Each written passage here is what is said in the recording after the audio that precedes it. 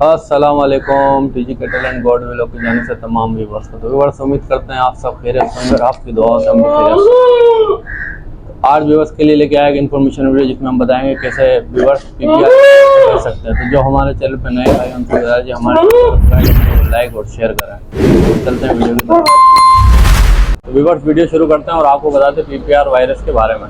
तो PPR virus एक ऐसा वायरस है जो जब गर्मी से मौसम सर्दी की तरफ जाता है तो उसमें ये इसका पीक टाइम होता है। तो अभी गर्मी से मौसम सर्दी की तरफ जा रहा था, अभी पीपीआर का टाइम है क्योंकि अभी इसकी वैक्सीन वगैरह भी चल रही है। अगर आपने अपने जानवरों की वैक्सीन नहीं करवाई तो पीपीआर की वैक्सीन ज़रूर करा लें क्योंकि ये बहुत ज़रूरी है।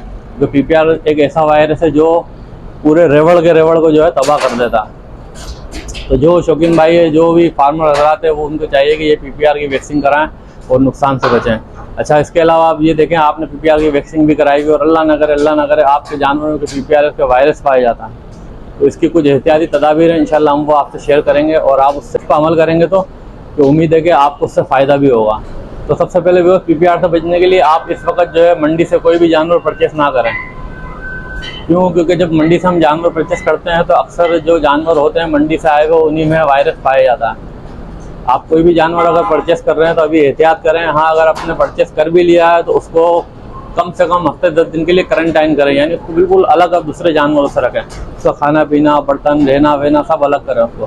क्योंकि अल्लाह ना करे अगर उसमें पीपीआर का वायरस के कुछ असरात भी अगर मौजूद होंगे तो वो आपके रेवड़ में शामिल हो जाएंगे तो आपके लिए नुकसानदेह होगा।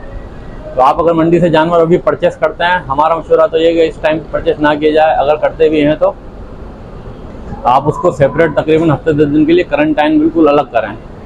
ठीक हो गया। सबसे पहले तो ये आपने एक एहतियात करना है। अच्छा, दूसरी एहतियात ये है, अल्लाह ना करे आपके जानवर के अंदर कोई पीपीआर वायरस अटैक करता है तो उसके लिए भी यही करना, आपने उस जानवर को आपने सबसे पहले बिल्कुल अपने रेवड़ से अलग कर देना, उसको क्वारंटाइन कर देना, उसको बिल्कुल खाना पीना रहना, उसकी कोशिश तो यहाँ तक भी करनी है आपने कि उसकी जो जगह है वो दूसरे जानवरों से बिल्कुल अलग कर दें ताकि उसके वायरस जो है दूसरे जानवरों में ना फैलाए।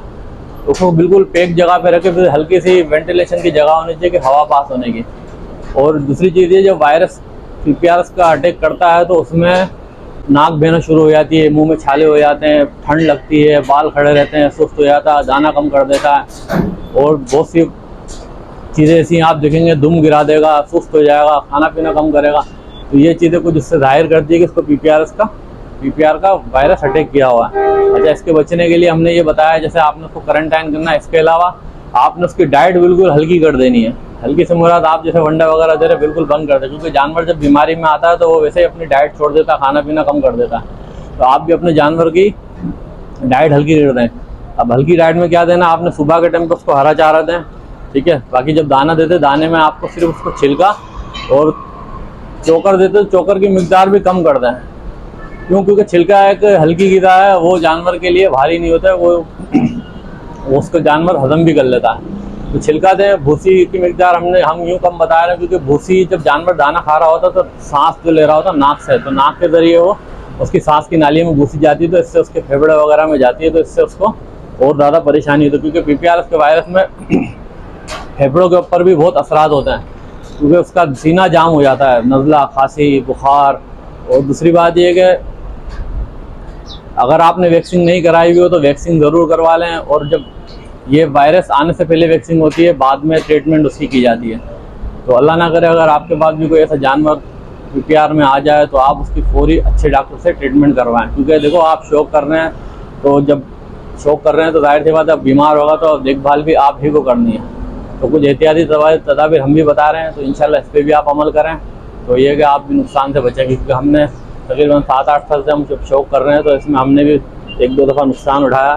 तो बाकी ये चीज़ हम आपको बता रहे हैं, अपने तजर्बे से बता रहे हैं। क्योंकि जो चीज़ हम आपको बता रहे हैं, हमने जब इसको अमल करा तो हमें बहुत इससे फ़ायदा हुआ। तो हमने सोचा कि चलो अभी पीपीआर की वैक्सीन वगैरह चल रही है तो व्यूअर्स के साथ ये मालूमात भी शेयर करते थे ताकि कोई भाई अगर देखेगा उसको फ़ायदा होगा तो वो हमें अपनी दुआ में ज़रूर याद रखेगा।